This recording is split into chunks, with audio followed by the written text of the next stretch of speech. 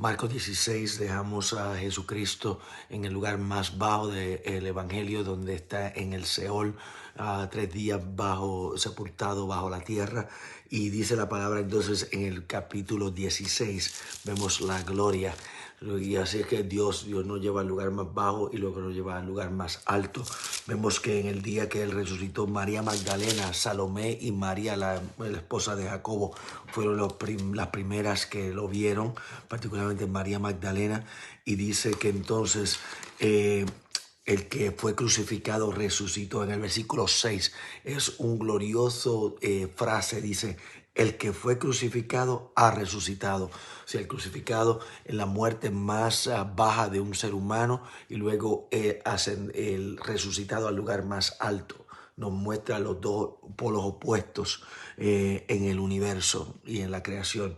Vemos entonces que en el versículo 7 decide a sus discípulos y a Pedro. El Señor Jesucristo tomó la molestia o el detalle de llamar a Pedro por nombre para que le fuera, porque sabía que Pedro estaba acongojado, estaba en el lugar más bajo después de haber negado al Señor Jesucristo.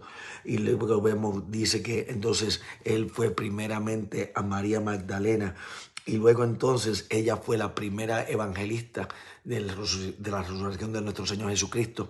Y vemos entonces que 3 veces, esto es increíble, hablando de increíble la palabra, que 3 veces ellos estaban tan acongojados que estaban incrédulos. Y eso es lo que pasa cuando nosotros nos acongojamos, dejamos que la tristeza nos acongoje, nos aplaste, se nos hace difícil creer. Cuidado con tú dejar que las cosas del mundo te entristezcan, porque entonces viene la incredulidad. Y lo vemos que 3 veces en el versículo 10, versículo 13 y luego el versículo 14.